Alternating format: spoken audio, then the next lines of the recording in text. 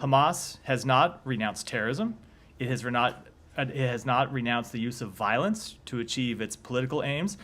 It has not renounced the destruction of the state of Israel, something the PLO has done. I will say on behalf of the United States, we do not see it in any way as acceptable for a terrorist organization to play a role in governance, because you would see what you have always seen from Hamas, which is attacks on civilians, terrorism, and a further continuation of the conflict that has plagued the people of Israel and Palestinians for decades. I would just say, speaking generally, that we would hope every American would. But there's certain things he's allowed to do and not allowed to do. Yeah, sure. But I'll just say we would hope that every American would find it in the interests of the United States to work towards a ceasefire. Good afternoon. I don't have anything at the top. I see Matt's not here. Who wants to do the honors? Go ahead. All right, thanks. China's foreign ministry said that Hamas and Fatah agreed to end their divisions and form an interim national unity government during negotiations in China that ended today. What's your take on this agreement? So we have not yet reviewed the text of the so-called Beijing Declaration. Of course, we will do that. But as we have made clear for months, Hamas is a terrorist organization, something that we obviously made clear before October 7th. But when it comes to governance of Gaza at the end of the conflict, there can't be a role for a terrorist organization. Hamas has long been a terrorist organization. They have the blood of innocent civilians, both Israeli and Palestinian, on their hands.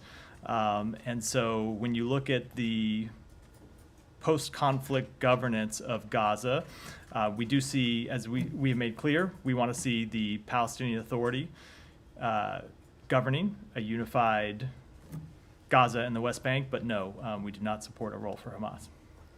Blinken is set to speak with Wang Yi in Laos. Will he raise this, and what's your evaluation of China's role in these talks? Is it helpful in trying to reach a ceasefire deal? So I don't have any, as I said, I don't want to pass judgment on this declaration that came out today beyond what I just said, because we haven't reviewed the full text.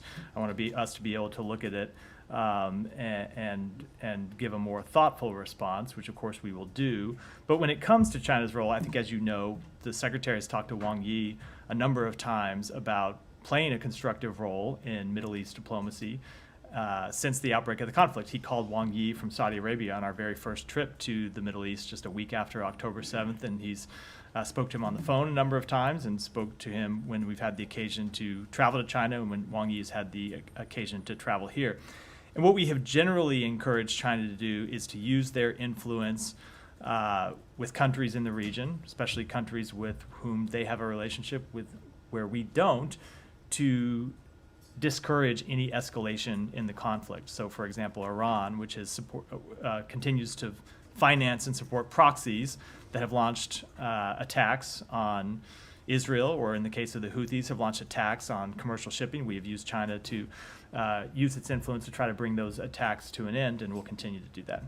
And then Israel's foreign minister said that instead of rejecting terrorism, Abbas embraces murderers and rapists of Hamas. Are you concerned that this could complicate reaching a ceasefire deal, this response from Israel? We don't think that anything related to this declaration should in any way have an impact on the ongoing discussions to reach a ceasefire. As you've heard us say, we think it's an agreement is in sight. We think it's achievable. Doesn't mean we'll get there, but we have made progress in the talks.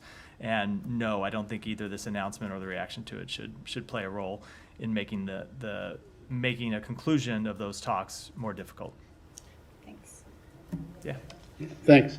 Just on what Daphne just asked. So you're saying that it doesn't matter whether Hamas actually has a unity government with this, let's say, Fatah and the other groups and so on, and basically announce that they adhere to the principles enunciated by this group, by the PLO, and so on. So they have no role to play whatsoever? So, Saeed, they have not announced that they accept the principles of the PLO. That is an important point that you make. Hamas has not renounced terrorism. It has not renounced the use of violence to achieve its political aims. It has not renounced the destruction of the state of Israel, something the PLO has done. It remains a terrorist organization. it remains committed to killing civilians. It remains committed to bringing about the destruction of the state of Israel. So no, we do not see an organization that believes in those tactics and believes in carrying out terrorism as a suitable organization to govern the Palestinian people.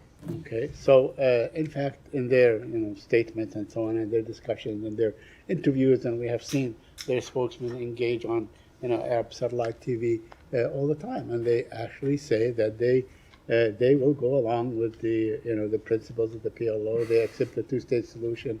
They accept whatever agreement that can come about. They are focused on the ceasefire, and achieving a ceasefire.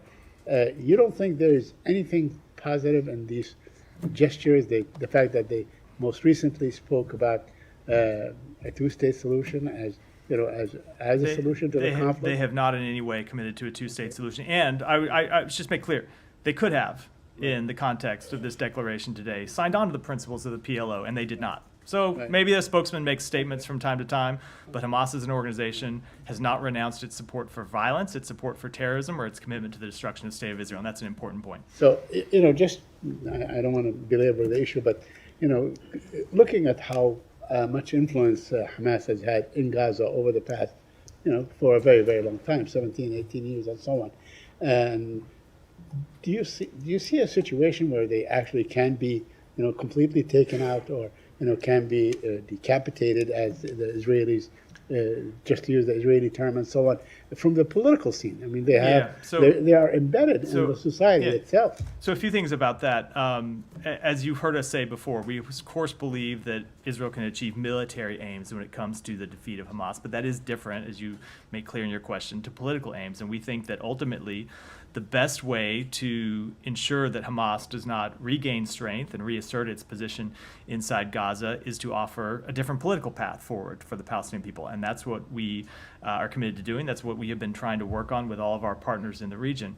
But I do think that there's another point that deserves to be made here, Saeed, which is the Palestinian people in Gaza ought to have a say in this as well.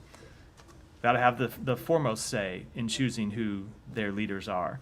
And I obviously can't speak for the Palestinian people, but if you look at the death and destruction that Hamas's decision to launch the attacks of October 7th has brought on Gaza,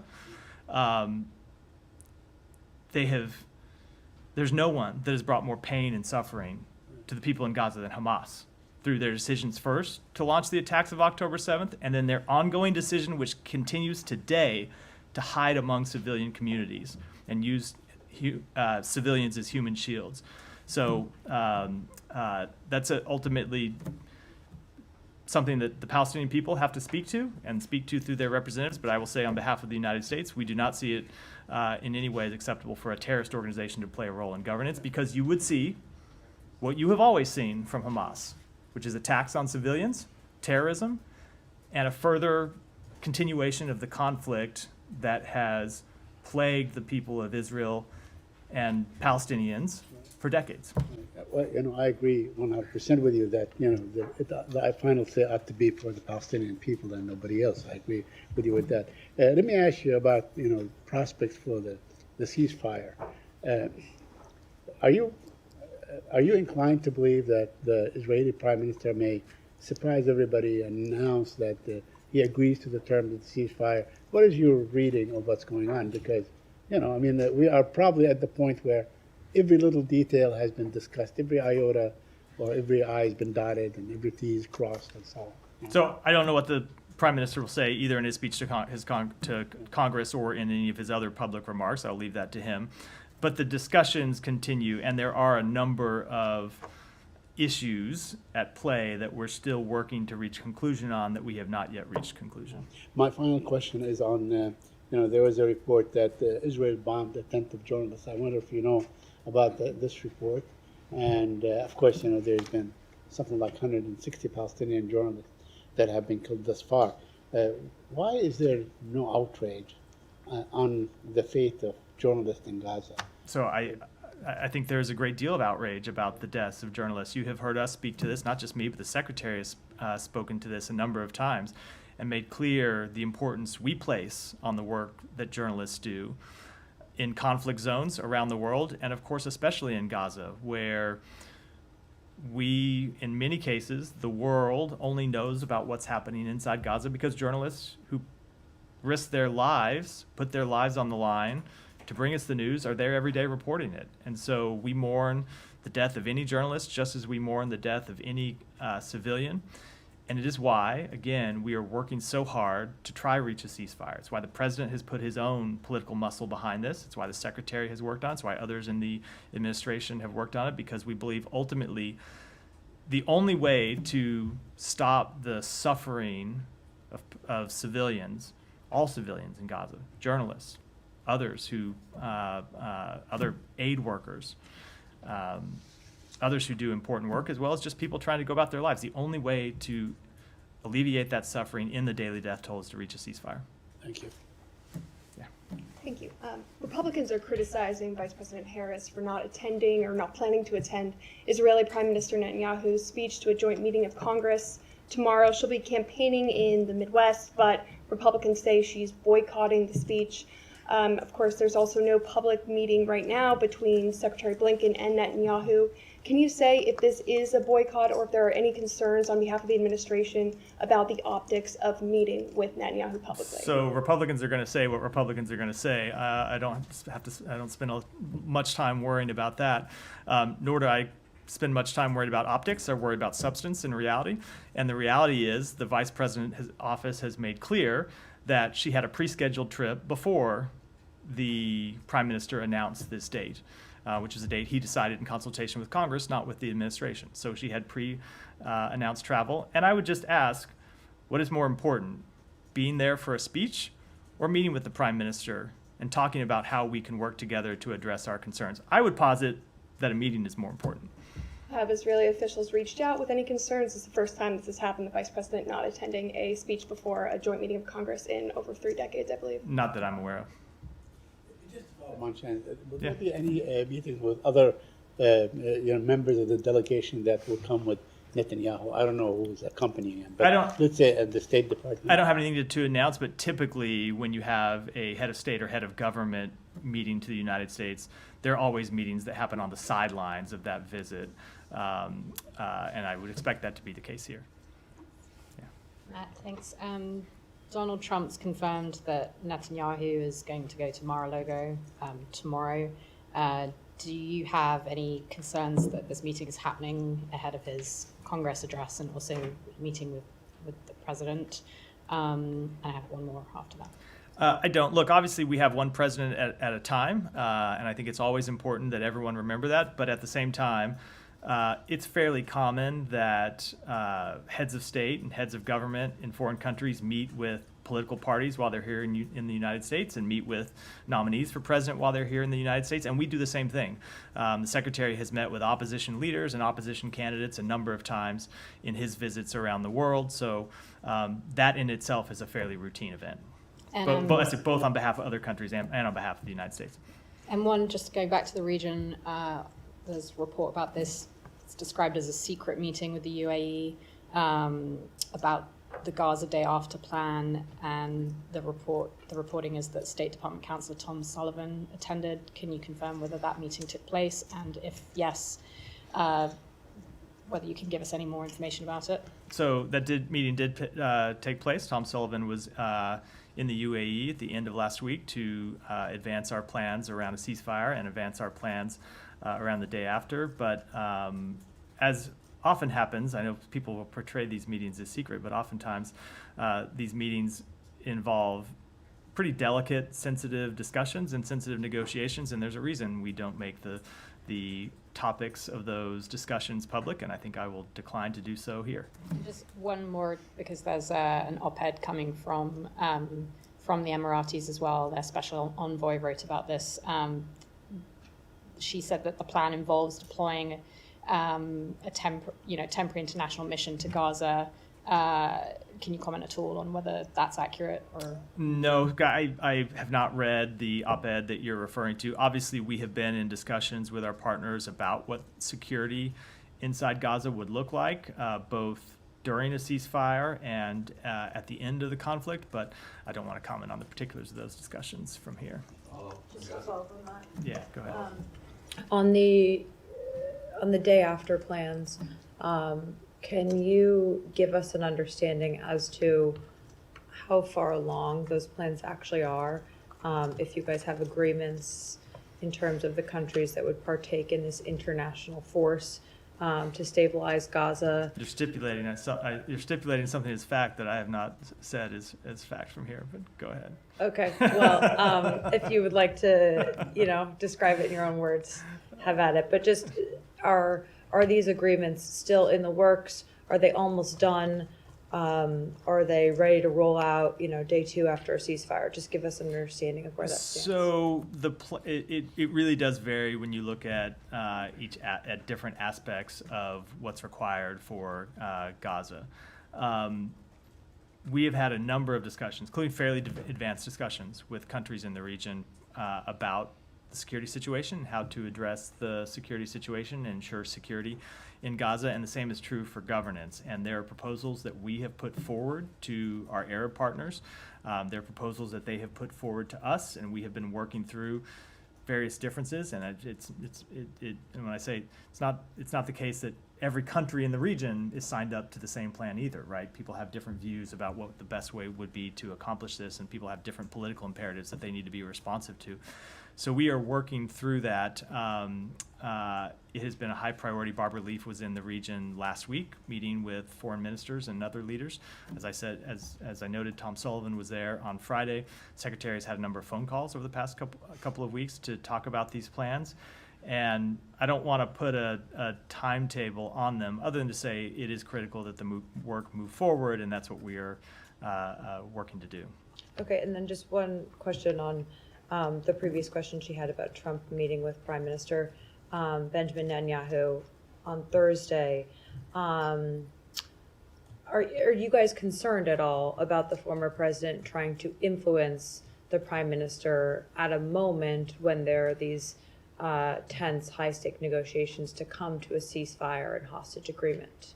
I don't know what the former president will do, just as I don't know what any private citizen will do in a meeting with the Prime Minister or other officials with the government of Israel or any government.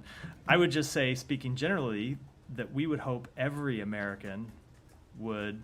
But there's certain things he's allowed to do and not allowed to do. Yeah, sure. But I'll just say we would hope that every American would find it in the interests of the United States to work towards a ceasefire, to work to get a ceasefire over the line, to work to get the American hostages home. Remember, there's still Americans who are held hostage, not just Israeli citizens, but Americans as well.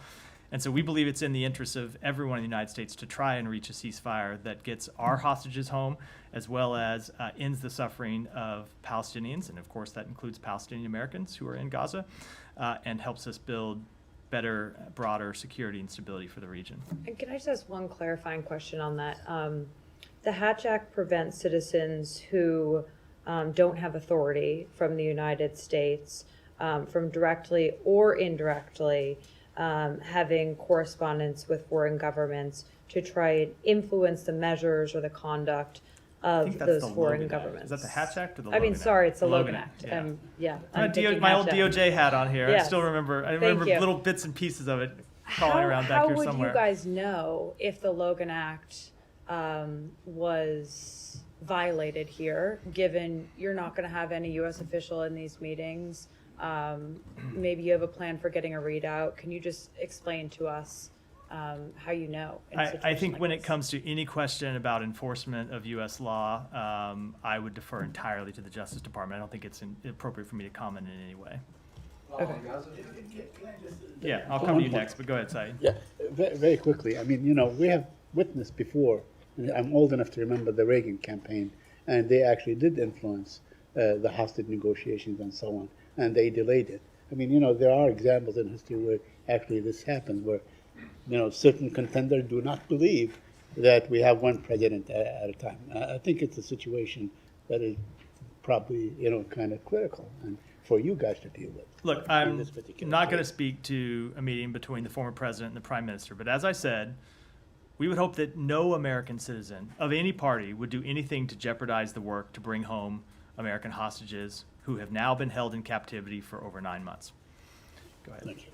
On the topic of presidents, with President Biden being done in 6 months, Does the administration, thereby extension, the State Department, Antony Blinken, are they at risk of losing any leverage of ending the war in Gaza or in freeing the hostages?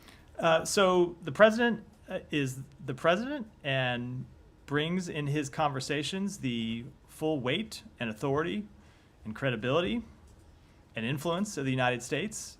And that has not changed, and that is not going to change as long as he's president, and the same goes for the Secretary of State. And so when we have conversations with foreign governments, we always make clear our position and the things that we are willing to do to stand by our position, and that will be the case.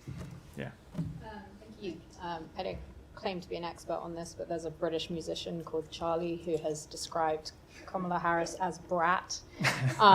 She did give an interview to the BBC saying, explaining what that term means. She said, who feels like, talking about Kamala here, feels like herself, but maybe also has a breakdown, but kind of like parties through it, is very honest, very blunt, a little bit volatile, like does dumb things, but it's brat, you're brat, that's brat. Just wondered if you had any comment on that as the possible future president, whether that affects My comment is, I policies think I am officially aged out of participating in this conversation, and I'm trying to think of anything I could say that wouldn't make me look worse for having saying it, and I'm coming up with nothing. So I think some things are better left to a younger generation to comment on, and I'm certainly not that.